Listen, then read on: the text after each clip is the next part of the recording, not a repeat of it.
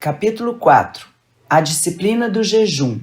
Algumas pessoas têm exaltado o jejum religioso, elevando-o além das escrituras e da razão, e outras o têm menosprezado por completo.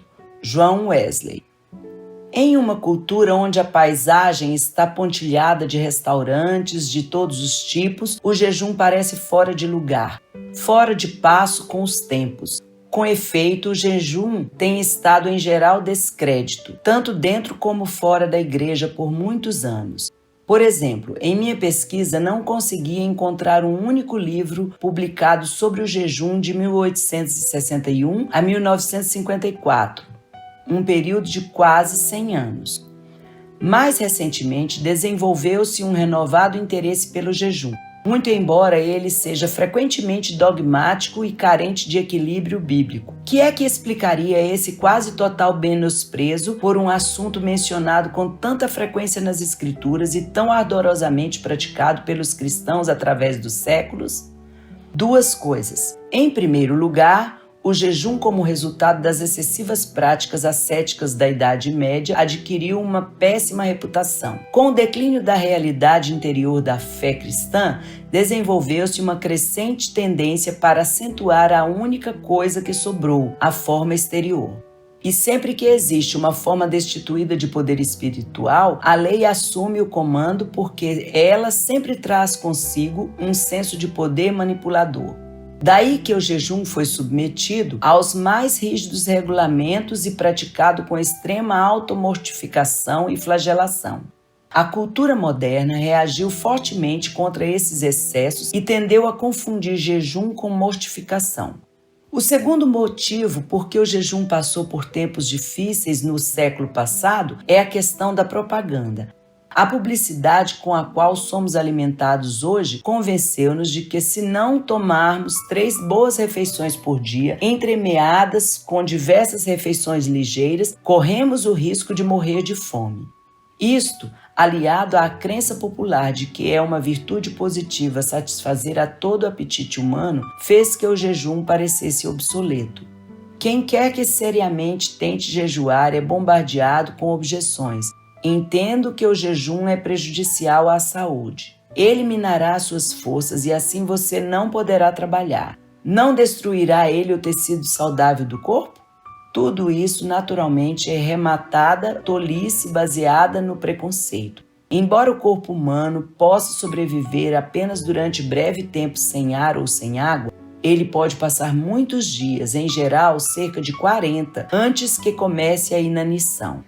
Sem que seja preciso concordar com as infladas alegações de alguns grupos, não é exagero dizer que, quando feito corretamente, o jejum pode ter efeito físico benéfico. A Bíblia tem tanto que dizer a respeito do jejum que faríamos bem em examinar uma vez mais esta antiga disciplina. O rol dos personagens bíblicos que jejuaram torna-se quem é quem das Escrituras. Moisés, o legislador, Davi, o rei, Elias, o profeta, Esther, a rainha, Daniel, o vidente, Ana, a profetisa, Paulo, o apóstolo, Jesus Cristo, o Filho encarnado. Muitos dos grandes cristãos através da história da igreja jejuaram e deram seu testemunho sobre o valor do jejum. Entre eles estavam Martinho Lutero, João Calvino, John Knox, John Wesley, Jonathan Edwards, David Brainerd, Charles Finney e o pastor Ricci, da China. O jejum, está claro, não é uma disciplina exclusivamente cristã. Todas as grandes religiões do mundo reconhecem seu mérito. Zoroastro praticava o jejum como o fizeram Confúcio e os iogues da Índia. Platão, Sócrates e Aristóteles jejuavam. Mesmo Hipócrates, pai da medicina moderna, acreditava no jejum. Ora bem, o fato de que todos esses indivíduos, na Bíblia e fora dela, tinham o jejum em alta conta não o torna certo ou mesmo desejável. Isto, porém, deveria levar-nos a fazer uma pausa e nos dispormos a reavaliar as suposições populares de nosso tempo concernentes à disciplina do jejum. O jejum na Bíblia. Nas Escrituras, o jejum refere-se à abstenção de alimento para finalidades espirituais.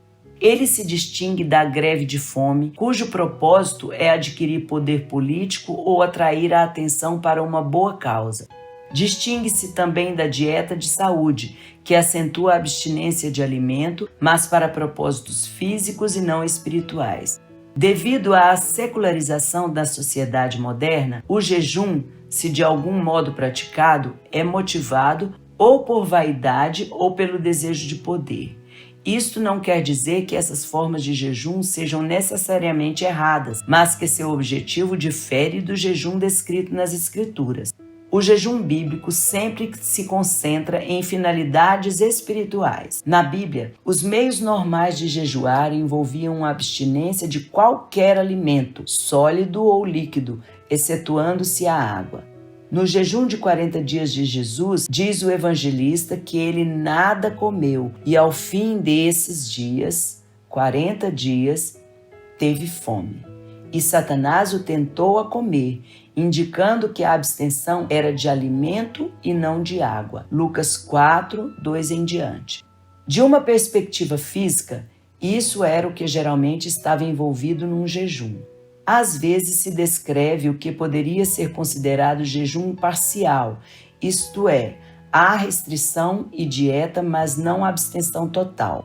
Embora pareça que o jejum normal fosse prática costumeira do profeta Daniel, houve uma ocasião em que durante 3 semanas ele não comeu manjar desejável, nem carne nem vinho entraram na minha boca, nem me untei com óleo algum. Daniel 10:3.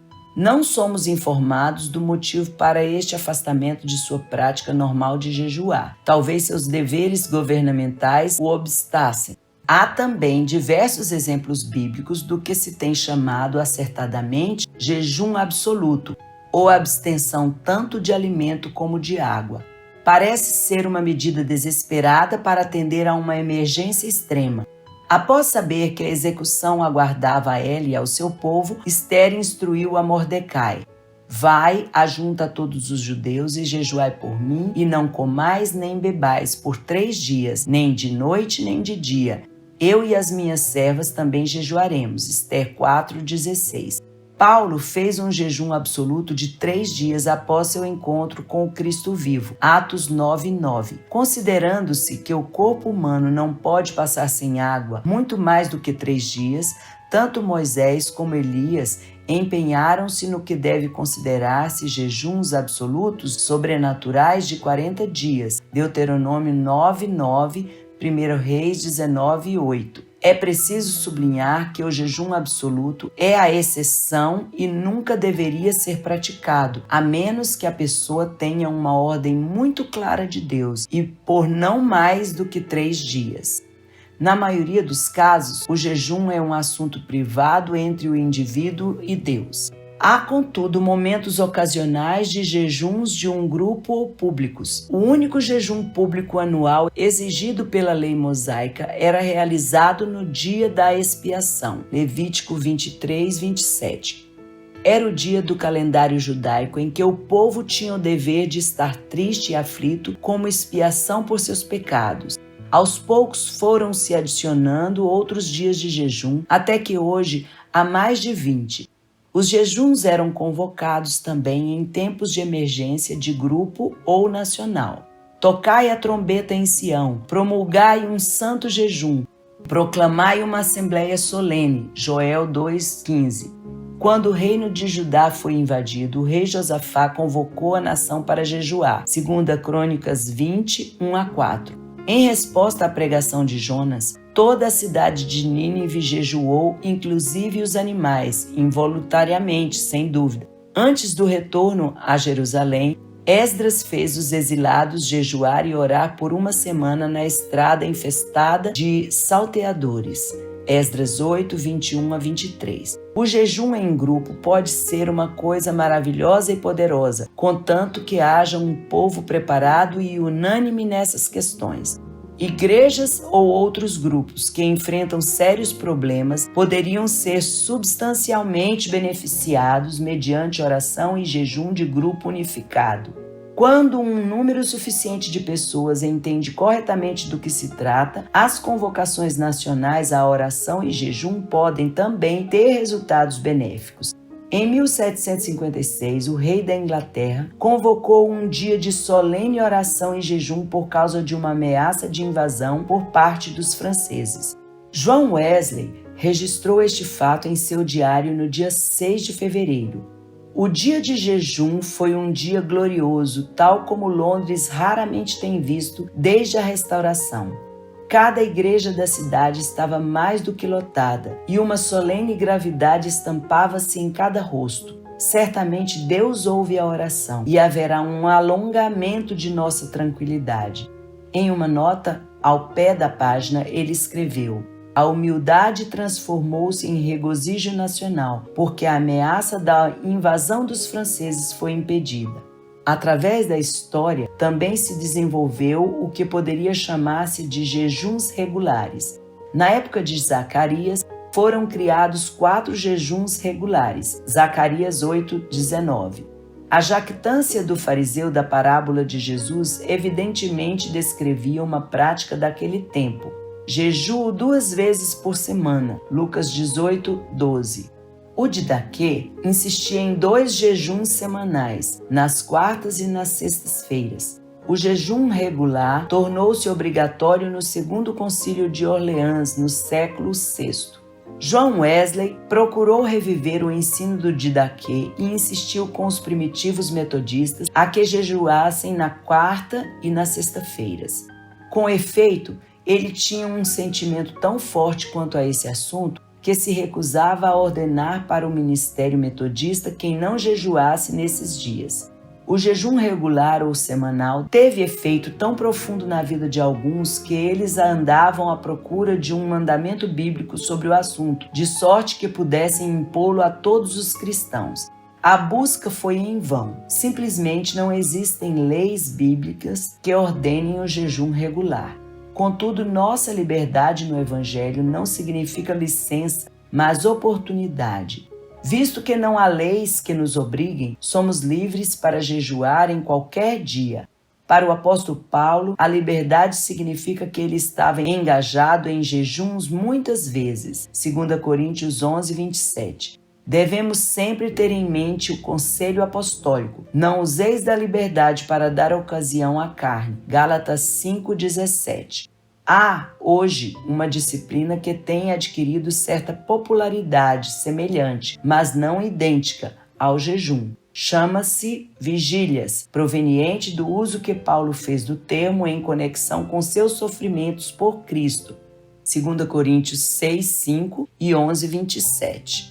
Refere-se à abstenção de dormir a fim de atender à oração ou outros deveres espirituais. Não há indicação de que isso tenha qualquer ligação central com o jejum. De outra forma, estaríamos limitados a jejuns muito breves. Embora as vigílias possam ter valor, e Deus às vezes nos chama a passar sem dormir por necessidades específicas, devemos cuidar para que não elevemos à categoria de obrigações principais coisas que têm apenas levíssimo precedente bíblico. Deveríamos ter sempre diante de nós a advertência de Paulo, porque em qualquer discussão de disciplinas descobriríamos muitas coisas que, com efeito, têm aparência de sabedoria, como o culto de si mesmo, e falsa humildade, e rigor ascético, todavia não tem valor algum contra a sensualidade. Colossenses 2:23. É o jejum um mandamento? Um problema que compreensivelmente preocupa muitas pessoas é saber se a Bíblia torna o jejum obrigatório ou não a todos os cristãos. Numerosas tentativas têm sido feitas para responder a esta questão, resultando numa variedade de conclusões.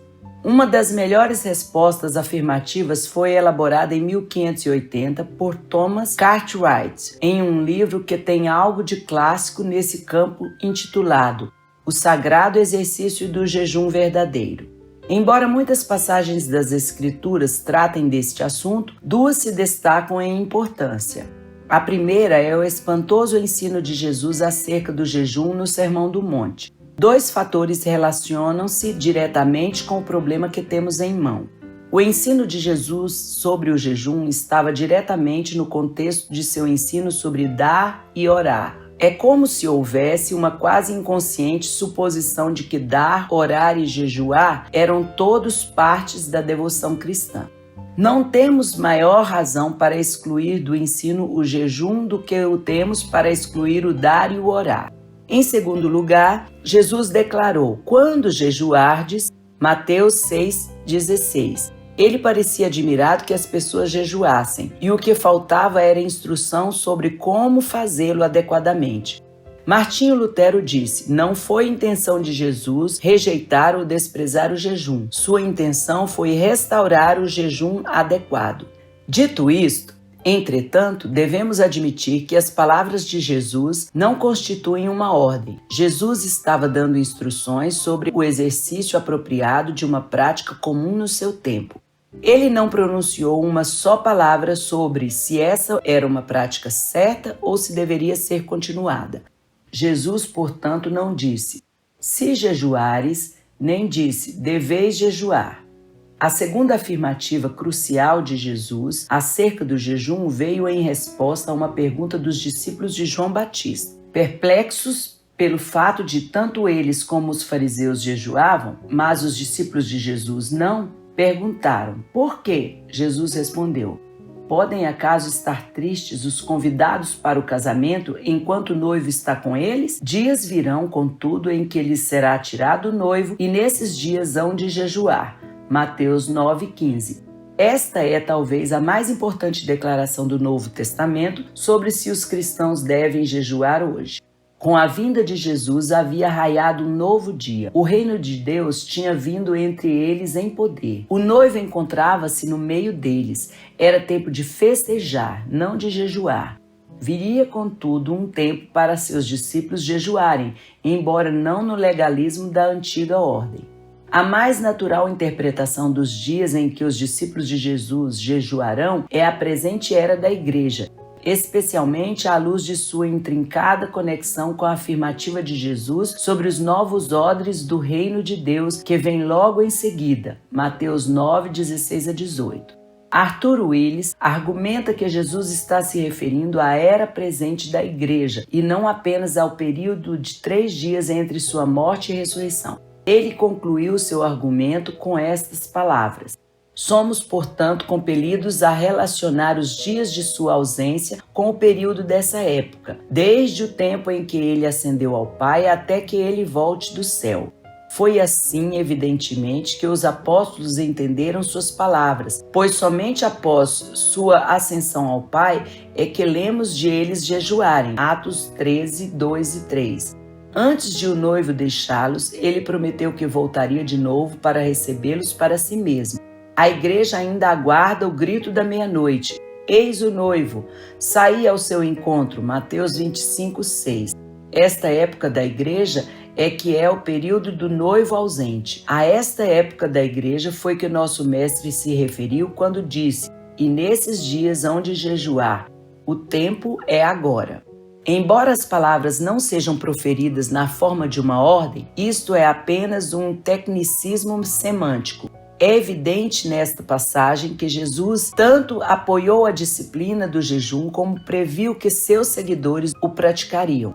Talvez seja melhor evitar o termo ordem, visto que, em sentido estrito, Jesus não ordenou o jejum, mas é óbvio que ele atuou segundo o princípio de que os filhos do reino de Deus jejuariam. Para a pessoa que anseia por um andar mais íntimo com Deus, essas declarações de Jesus são palavras atraentes. Onde estão hoje as pessoas que responderão ao chamado de Cristo? Tornamo-nos tão acostumados à graça barata que instintivamente nos esquivamos aos apelos mais exigentes da obediência? Graça barata é graça sem discipulado, graça sem a cruz. Porque a contribuição em dinheiro, por exemplo, tem sido indiscutivelmente conhecida como elemento da devoção cristã e o jejum tão discutido? Certamente temos tanta evidência bíblica, se não mais com relação ao jejum, quanto a temos com vistas a dar. Talvez em nossa sociedade afluente, o jejum envolva um sacrifício muito maior do que dar dinheiro. Objetivo do jejum. É sensato reconhecer que a primeira declaração que Jesus fez acerca do jejum tratou da questão de motivos. Mateus 6, 16 a 18. Usar boas coisas para nossos próprios fins é sempre sinal de falsa religião. Quão fácil é tomar algo como jejum e tentar usá-lo para conseguir que Deus faça o que desejamos. Às vezes se acentuam de tal modo as bênçãos e benefícios do jejum que seríamos tentados a crer que com um pequeno jejum poderíamos ter o mundo, inclusive Deus, comendo de nossas mãos. O jejum deve sempre concentrar-se em Deus, deve ser de iniciativa divina e ordenado por Deus. Como a profetisa Ana, precisamos cultuar em jejuns. Lucas 2:37. Todo e qualquer outro propósito deve estar a serviço de Deus, como no caso daquele grupo apostólico de Antioquia, servindo ao Senhor e jejuando devem ser ditos de um só fôlego. Atos 13:2. C.H. Spurgeon escreveu: nossas temporadas de oração e jejum no tabernáculo têm sido, na verdade, dias de elevação. Nunca a porta do céu esteve mais aberta, nunca nossos corações estiveram mais próximos da glória central. Deus interrogou o povo no tempo de Zacarias: quando jejuastes, acaso foi para mim que jejuastes como efeito para mim? Zacarias 7:5. Se nosso jejum não é feito para Deus, então fracassamos. Benefícios físicos, êxito na oração, dotação de poder, discernimentos espirituais, estas coisas nunca devem tomar o lugar de Deus como centro de nosso jejum. John Wesley declarou: primeiro seja ele, o jejum, feito para o Senhor, com nosso olhar fixado unicamente nele. Que nossa intenção aí seja esta, e esta somente, de glorificar a nosso Pai que está no céu. Esse é o único modo de sermos salvos, de amar mais a bênção do que aquele que abençoa. Uma vez que o propósito básico esteja firmemente fixo em nossos corações, estamos livres para entender que há também propósitos secundários em jejuar. Mais do que qualquer outra disciplina, o jejum revela as coisas que nos controlam. Este é um maravilhoso benefício para o verdadeiro discípulo que anseia ser transformado à imagem de Jesus Cristo. Cobrimos com alimento e com outras coisas boas aquilo que está dentro de nós, mas no jejum essas coisas vêm à tona. Se o orgulho nos controla, ele será revelado quase imediatamente. Davi disse: em jejum está minha alma. Salmo 69:10. Ira, amargura, ciúme, discórdia, medo, se estiverem dentro de nós, aflorarão durante o jejum. A princípio, racionalizaremos que a ira é devido à fome. Depois descobriremos que estamos irados por causa do espírito de ira que há dentro de nós. Podemos regozijar-nos neste conhecimento porque sabemos que a cura está disponível mediante o poder de Cristo. O jejum ajuda-nos a manter nosso equilíbrio na vida. Quão facilmente começamos a permitir que coisas não essenciais adquiram precedência em nossa vida. Quão depressa desejamos ardentemente coisas das quais não necessitamos até que sejamos por elas escravizados. Paulo escreveu: todas as coisas me são lícitas, mas eu não me deixarei dominar por nenhuma delas. 1 Coríntios 6:12. Nossos anseios e desejos humanos são como um rio que tende a transbordar. O jejum ajuda a mantê-lo no seu devido leito. Esmurro o meu corpo e o reduzo à escravidão, disse Paulo. 1 Coríntios 9:27. Semelhantemente escreveu Davi: eu afligia a minha alma com jejum. Salmo 35:13. Isso não é ascetismo, é disciplina, e a disciplina traz liberdade. No século IV, Astério disse que o jejum garantia que o estômago não fizesse o corpo ferver como uma chaleira em prejuízo da alma. Inúmeras pessoas têm escrito sobre os muitos outros valores do jejum, tais como aumento de eficácia na oração intercessora, orientação na tomada de decisões, maior concentração, livramento dos que se encontram em escravidão, bem-estar físico, revelações e assim por diante. Nesta, como em todas as questões, podemos esperar que Deus galardoe os que diligentemente o buscam. A prática do jejum. Homens e mulheres modernos ignoram em grande parte os aspectos práticos do jejum. Os que desejam jejuar precisam familiarizar-se com estas informações. Como acontece com todas as disciplinas, deve-se observar certa progressão. É prudente aprender a andar bem antes de tentar correr. Comece com um jejum parcial de 24 horas de duração. Muitos têm achado que o melhor período é de almoço a almoço. Isto significa que você não tomaria 2 refeições. Sucos de frutas frescas são excelentes. Tente este método uma vez por semana durante algumas semanas. No começo, você ficará fascinado com os aspectos físicos, mas a coisa mais importante a observar é a atitude interior de adoração. Exteriormente, você estará executando seus deveres regulares do dia, mas interiormente você estará em oração e adoração, cântico e louvor. Numa forma nova, levará cada tarefa do dia a ser um ministério sagrado ao Senhor. Conquanto seus deveres sejam seculares, para você eles são um sacramento. Cultive uma suave receptividade aos sopros divinos. Quebre seu jejum com uma leve refeição de frutas e vegetais frescos e uma boa dose de regozijo íntimo. Depois de 2 ou 3 semanas, você estará preparado para tentar um jejum normal de 24 horas. Use somente água, mas em quantidades saudáveis. Muitos acham que o melhor é água destilada. Se o gosto da água lhe desagrada, adicione uma colher de chá de suco de limão. Provavelmente você sentirá algumas dores de fome ou desconforto antes de terminar o tempo. Não se trata de fome verdadeira. Seu estômago tem sido treinado durante anos de condicionamento a dar sinais de fome em determinadas horas. Em vários aspectos, seu estômago é como uma criança mimada e as crianças mimadas não precisam de indulgência, precisam de disciplina. Martinho Lutero disse: a carne estava habituada a resmungar horrivelmente. Você não deve ceder a este resmungo. Ignore os sinais ou diga mesmo ao seu filho mimado que se acalme e em breve tempo as dores da fome terão passado. Se não, tome um copo de água e o estômago ficará satisfeito. Você tem que ser o senhor do seu estômago e não seu escravo. Se os deveres da família o permitirem, devote à meditação e oração o tempo que você normalmente tomaria em alimentar-se. Desnecessário é dizer que você deveria seguir o exemplo de Jesus em refrear-se de chamar a atenção para o que você está fazendo. Os únicos a saber que você jejua são os que devem sabê-lo. Se você chama a atenção para o seu jejum, as pessoas ficarão impressionadas e, como disse Jesus, essa será a sua recompensa. Você, porém, jejua por galardões muito maiores e grandiosos. As palavras abaixo foram escritas por um indivíduo que, a título de experimento, dedicou-se a jejuar uma vez por semana durante 2 anos. 1. Achei que foi uma grande realização passar um dia inteiro sem alimento. Congratulei-me comigo mesmo pelo fato de achá-lo tão fácil. 2. Comecei a ver que o ponto acima referido dificilmente seria o alvo do jejum. Nisto fui auxiliado por começar a sentir fome. 3.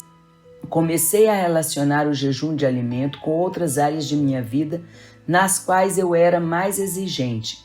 Eu não me via obrigado a conseguir lugar no ônibus para estar contente ou sentir-me refrescado no verão e aquecido quando fazia frio. 4. Refleti mais sobre o sofrimento de Cristo e sobre o sofrimento dos que estão com fome e têm filhinhos famintos. 5. 6 meses após principiar a disciplina do jejum, comecei a ver por que fora sugerido um período de 2 anos. A experiência muda ao longo do caminho. A fome nos dias de jejum tornou-se aguda e mais forte a tentação de comer.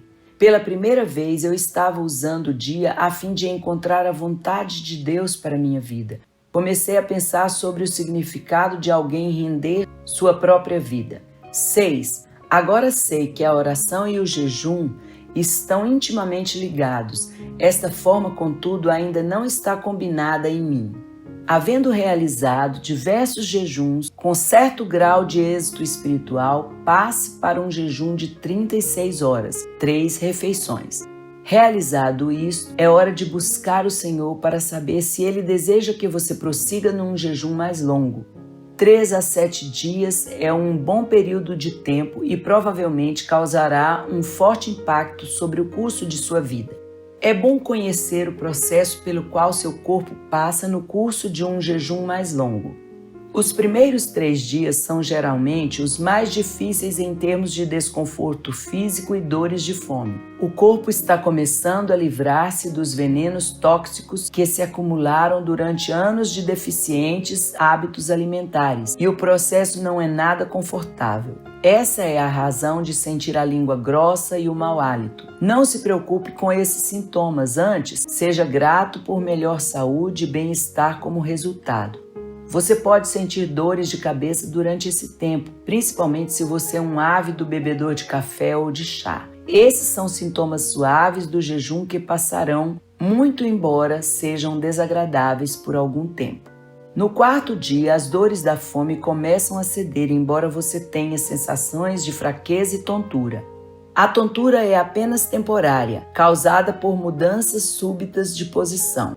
Movimente-se com vagar e você não terá dificuldade. A fraqueza pode chegar ao ponto em que a mais simples tarefa demande grande esforço. Descansar é o melhor remédio. Muitos acham que este é o mais difícil período do jejum. No 6º ou 7º dia, você começará a sentir-se mais forte e mais alerta. As dores de fome continuarão a diminuir, até que no 9º ou 10º dia são apenas uma insignificante irritação. O corpo terá eliminado o grosso dos venenos tóxicos e você se sentirá bem. Seu senso de concentração estará aguçado e você achará que poderia continuar jejuando indefinidamente. Em termos físicos, essa é a parte mais agradável do jejum. Em algum ponto, a partir do 21º dia até ao 40º, ou mais tempo ainda, dependendo do indivíduo, as dores de fome voltarão. Esta é a primeira fase da inanição e indica que o corpo esgotou todas as suas reservas excedentes e está começando a sacar sobre o tecido vivo. A esta altura, o jejum deve ser quebrado. A soma de peso perdido durante um jejum varia grandemente com o indivíduo. No começo, é normal a perda de quase 1 quilo de peso por dia, diminuindo para quase meio quilo diário à medida que o jejum prossegue. Durante o jejum, você sentirá mais frio, simplesmente porque o metabolismo do corpo não produz a soma costumeira de calor. Cuidando-se de manter o calor, não há dificuldade alguma. Deve ser óbvio a todos que algumas pessoas há que, por motivos físicos, não devem jejuar. Os diabéticos, as mulheres grávidas e os que têm problemas cardíacos não devem jejuar. Se você tiver alguma dúvida sobre sua aptidão para jejuar, consulte um médico. Antes de começar um jejum prolongado, alguns são tentados a comer uma boa dose de alimento com o intuito de formar estoque. Isto é muitíssimo importante. Com efeito, refeições ligeiramente mais leves do que o normal são melhores para um dia ou 2 anteriores ao jejum. Um bom conselho é que você se abstenha de tomar café ou chá 3 dias antes de começar um jejum longo. Se a única refeição a estar no estômago é de frutas e vegetais frescos, você não deve ter dificuldades com prisão de ventre. Um jejum prolongado deve ser quebrado com suco de frutas ou de vegetais. A princípio, tomar pequenas quantidades. Lembre-se de que o estômago se contraiu consideravelmente e todo o sistema digestivo entrou numa espécie de hibernação. No 2º dia, você deve poder comer frutas e depois leite ou iogurte.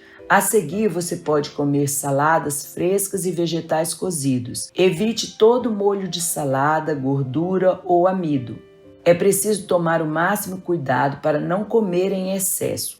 Uma boa coisa durante este período é considerar a dieta e hábitos alimentares futuros para ver se você precisa ser mais disciplinado e estar no controle de seu apetite.